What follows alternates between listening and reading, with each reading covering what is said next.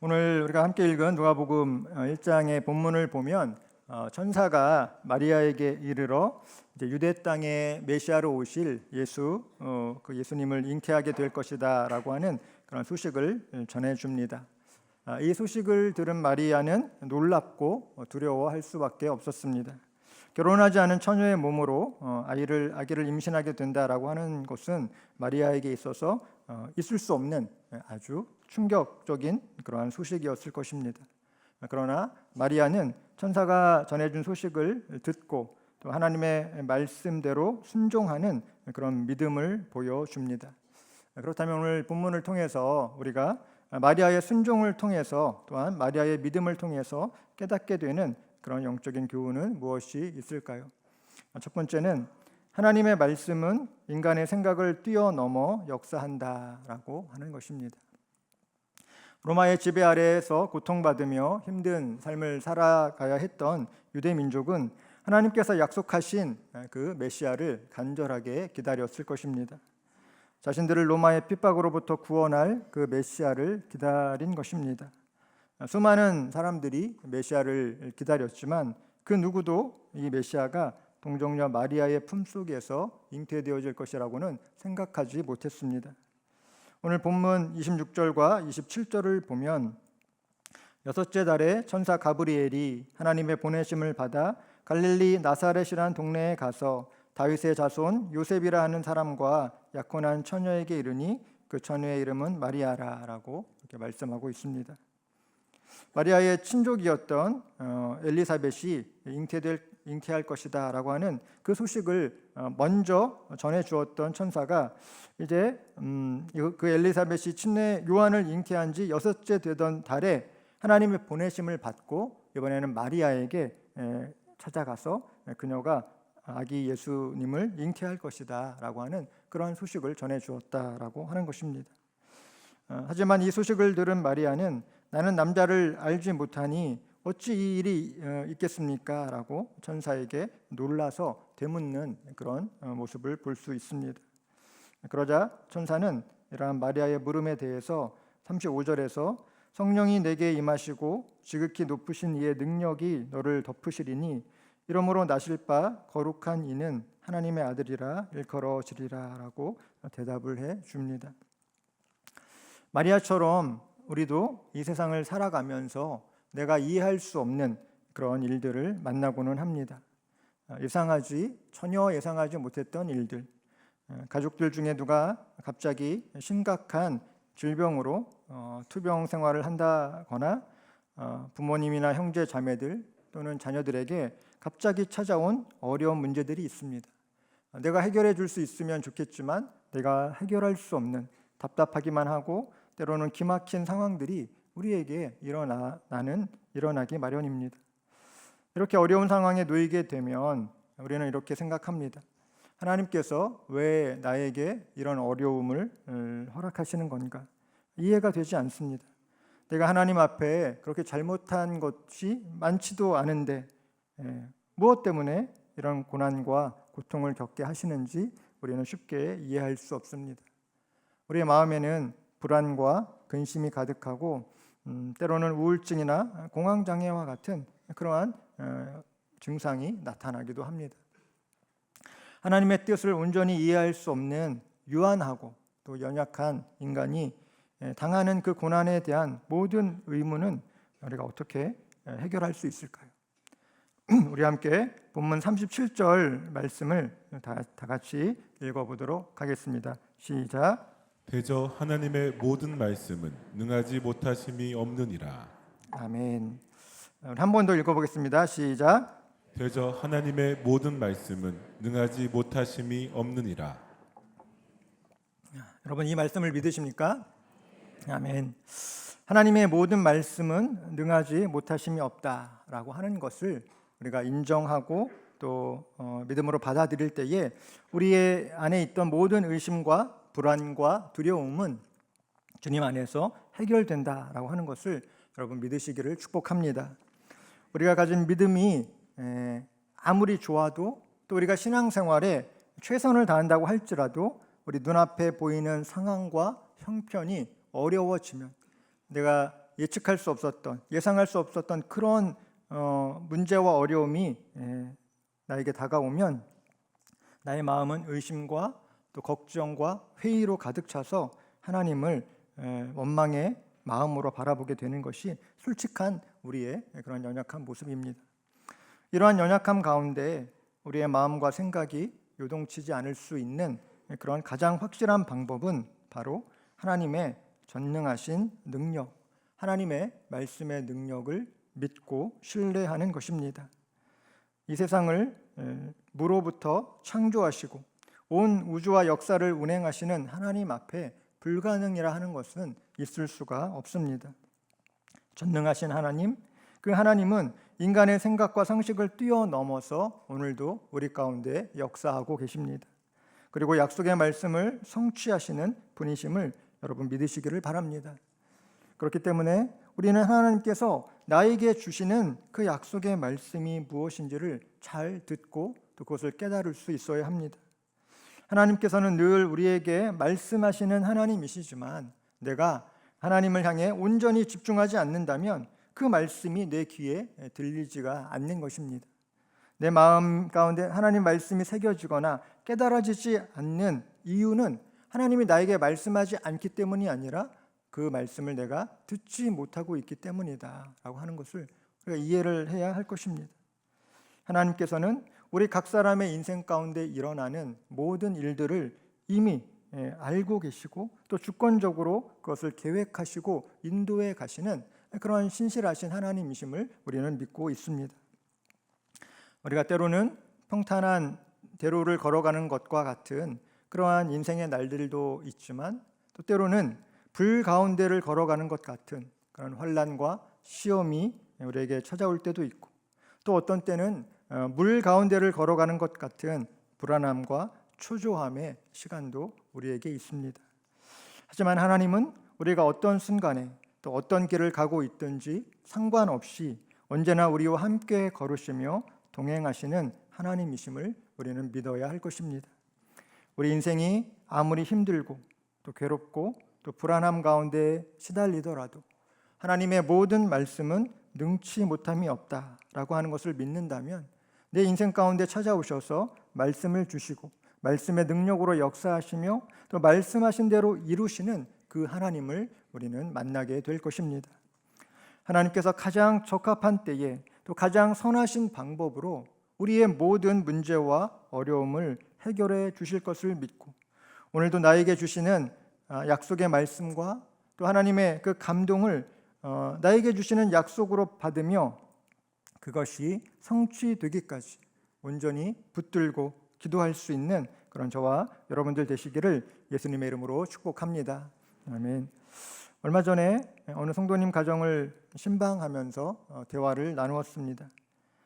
남편 집사님에게 암이 발병해서 병원 진료와 또 항암 치료를 받는 그런 어려운 시간을 보내는 그런 가정이었습니다. 그 집사님 부부와 이야기하면서 그 암 진단을 받았을 때에 어떤 마음이 드셨는지 또 지금까지 그 투병하며 항암 치료를 받으시면서 또 그 마음의 또 변화가 어떠한지를 이렇게 묻고 또 이렇게 함께 대화하는 그런 시간이 있었습니다. 집사님의 말씀은 이런 것이었습니다. 처음에는 왜 우리 가정에 이러한 일이 일어났는지 이해할 수가 없었다라고 하는 것입니다.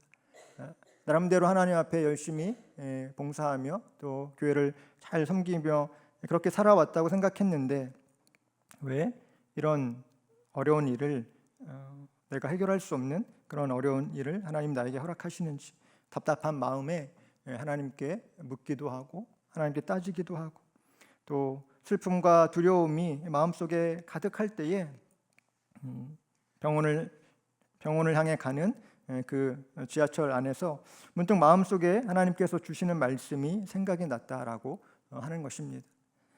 그 말씀이 시편 42편 5절의 말씀인데 우리 한번 같이 읽어보도록 하겠습니다.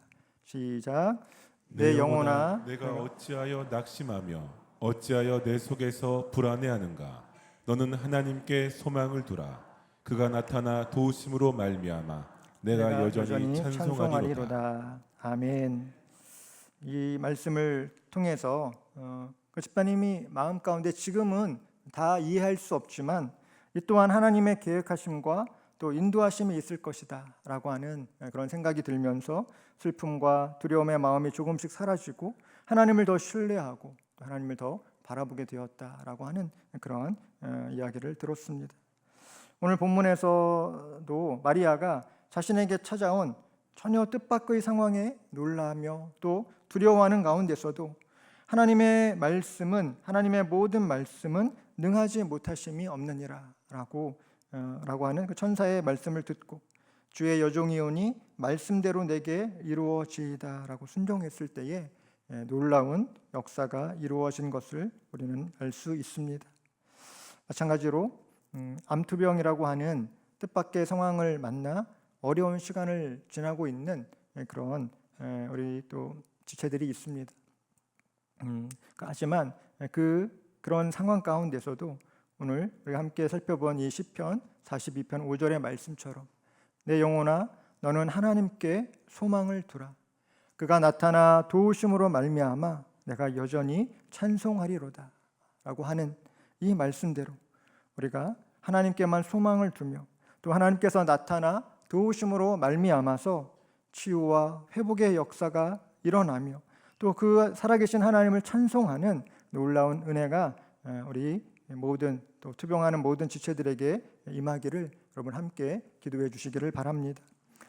하나님께서는 우리 인생의 모든 시간을 하나님의 말씀대로 또 하나님의 뜻 가운데 신실하게 인도해 가십니다.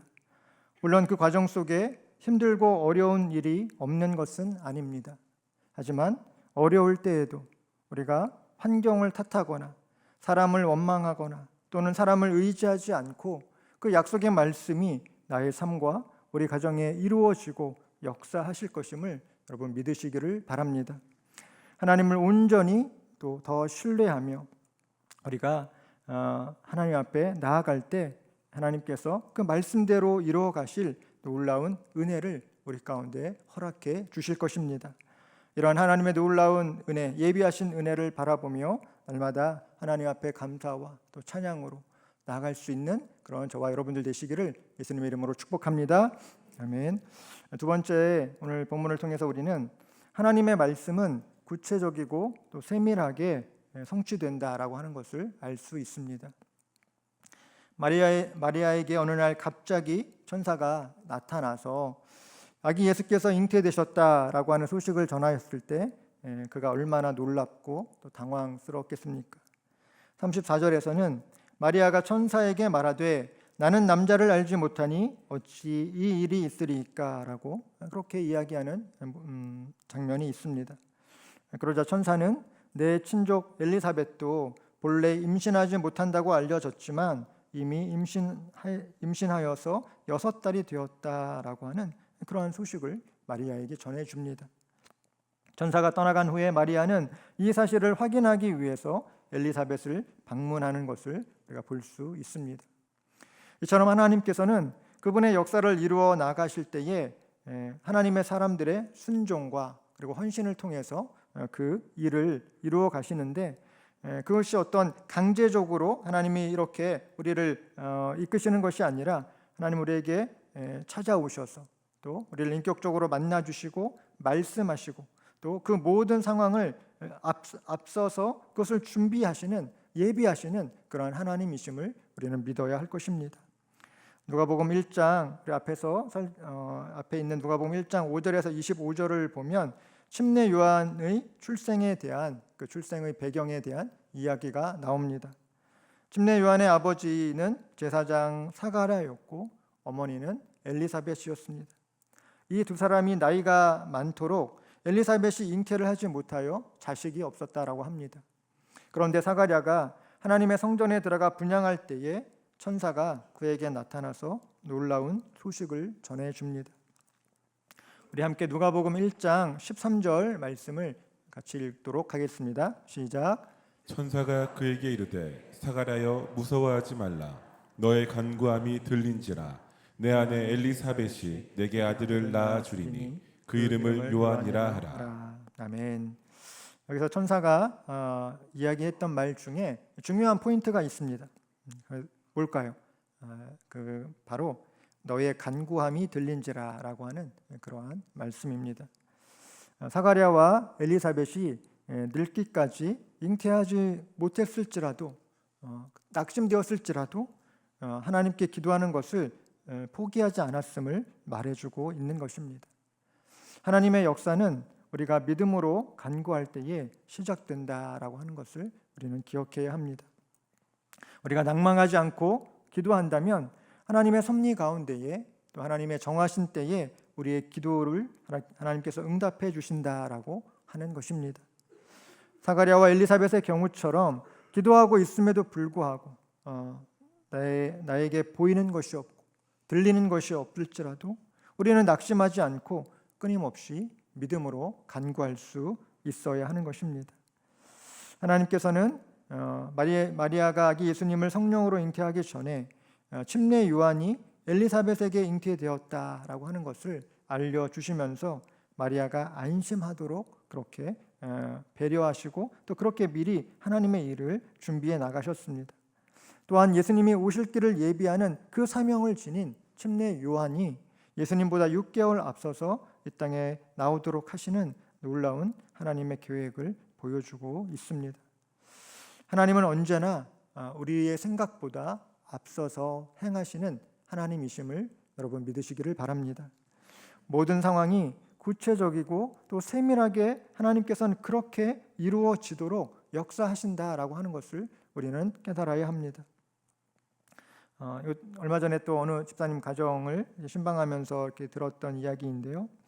그 집사님 가정이 원래는 우리 교회 근처에서 살다가 어느 날 대전에서 이렇게 옥천 넘어가는 저 멀리 동구 쪽으로 이사를 가셨습니다.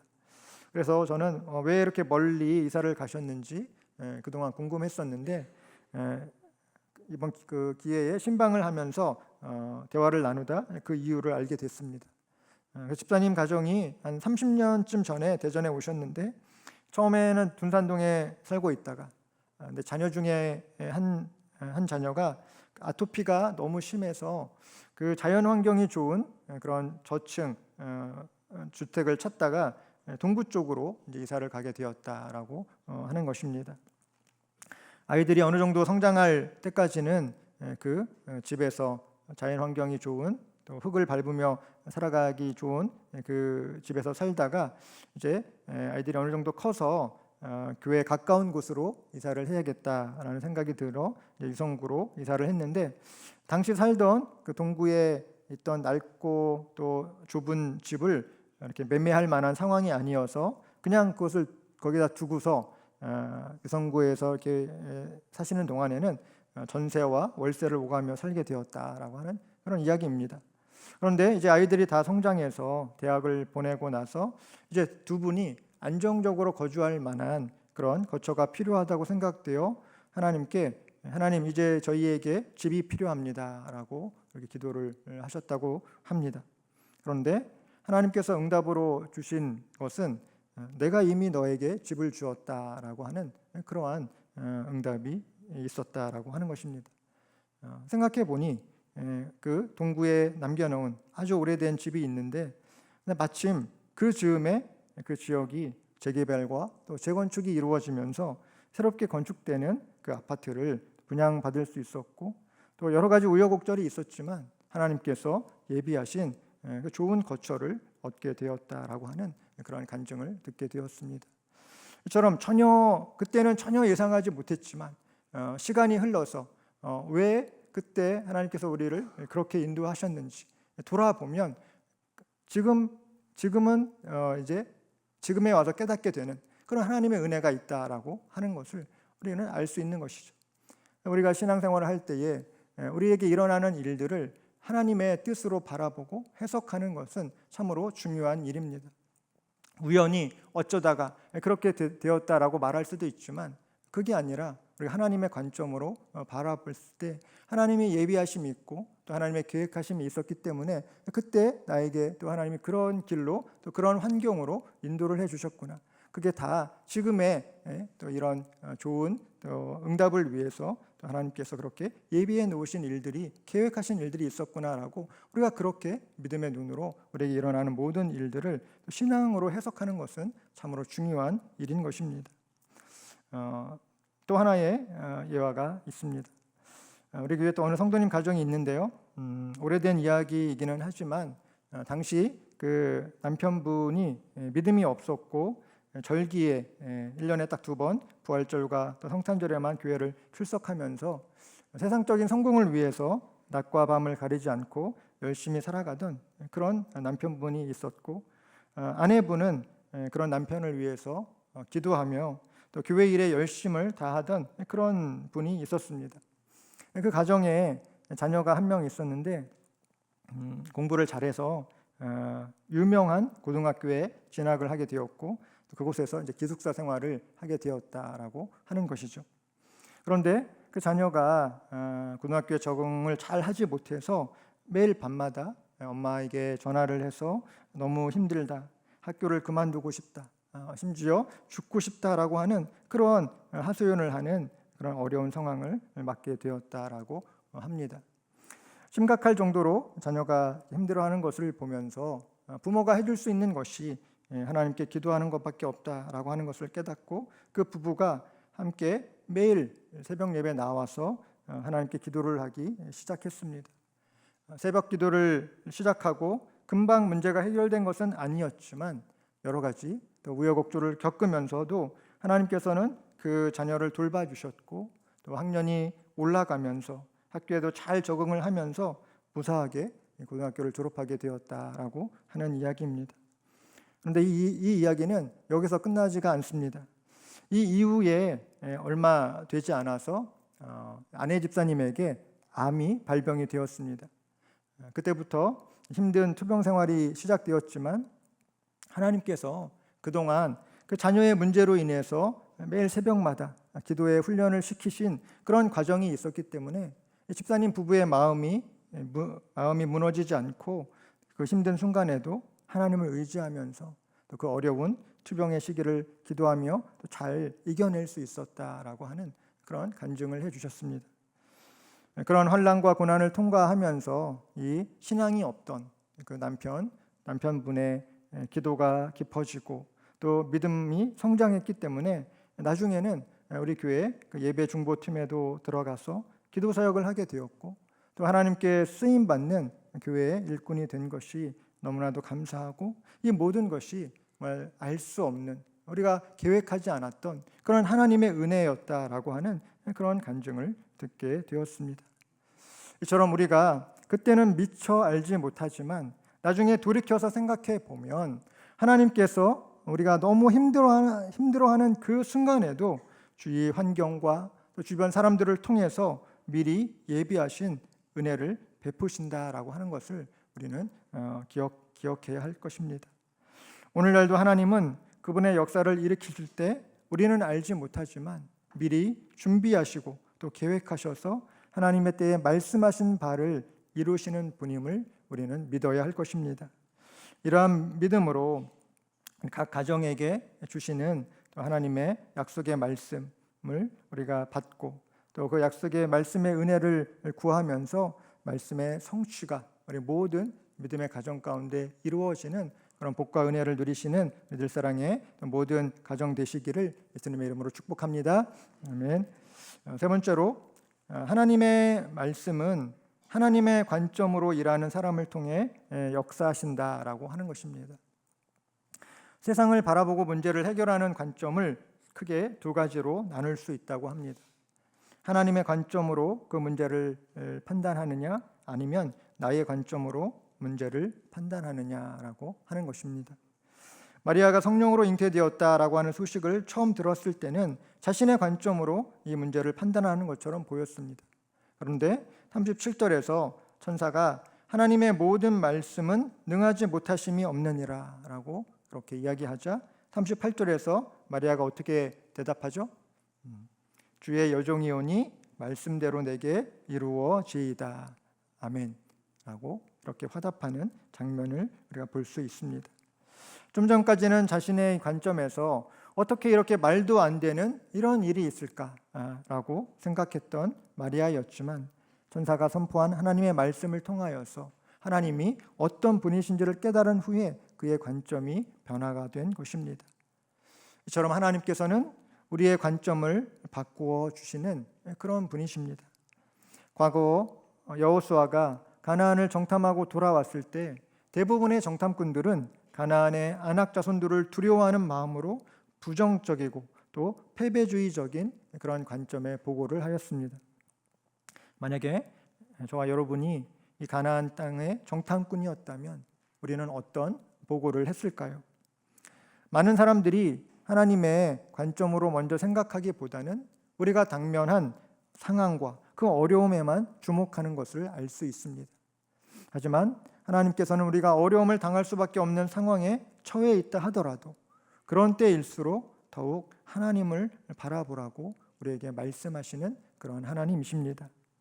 하나님은 약속의 말씀을 신뢰하며 긍정적인 보고를 했던 여호수아와 갈렙을 사용하셨습니다.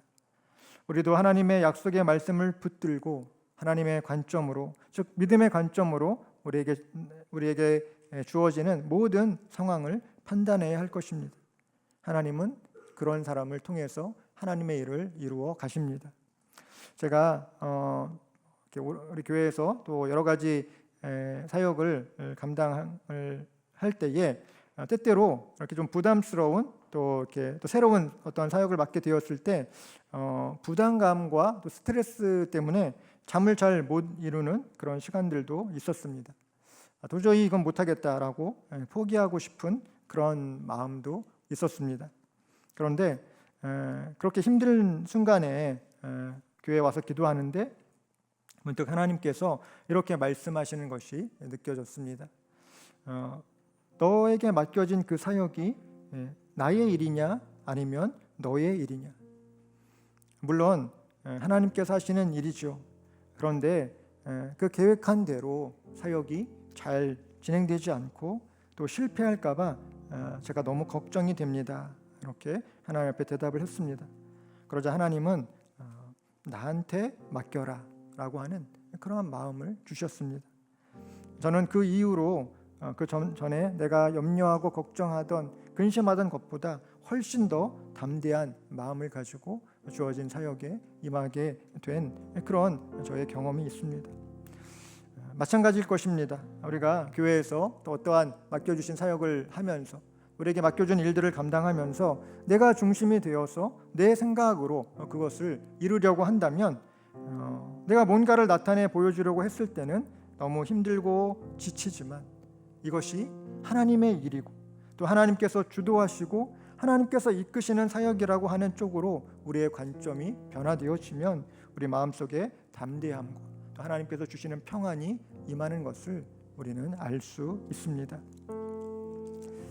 이처럼 우리 자신을 하나님께 온전히 내어 맡기며 또 하나님께서 주시는 그 마음에 순종할 때에 우리에게 주신 사명을 온전히 감당할 수 있는 지혜와 능력을 우리 가운데 허락해 주심을 여러분 믿으시기를 바랍니다. 말씀 위에 자신의 삶을 올려놓고 또 말씀대로 살아가기를 결단할 때 그렇게 살아본 사람만이 경험할 수 있는 평안이 있고 기쁨이 있고 또 자신감이 있습니다. 오늘 본문에서 살펴본 마리아의 믿음과 마리아의 순종처럼 우리도 성경에 나타난 모든 약속의 말씀을 믿고 신뢰하는 그런 하나님의 사람들이 되어지기를 원합니다. 하나님의 약속의 말씀은 광야와 같은 이 세상을 살아가는 우리가 날마다 먹어야 하는 만나이기도 하고 우리가 마셔야 하는 생명수와도 같은 것입니다. 우리의 미래는 하나님의 약속만큼이나 밝게 다가온다라고 하는 사실을 기억하면서 오늘도 하나님이 나에게 주신 그 약속의 말씀을 내가 붙들고 또 기도의 자리로 나아가 우리의 모든 기도가 하나님 앞에서 신실하게 응답받는 그러한 오늘 우리의 그 기도 시간이 되시기를 예수님의 이름으로 축복합니다. 아멘.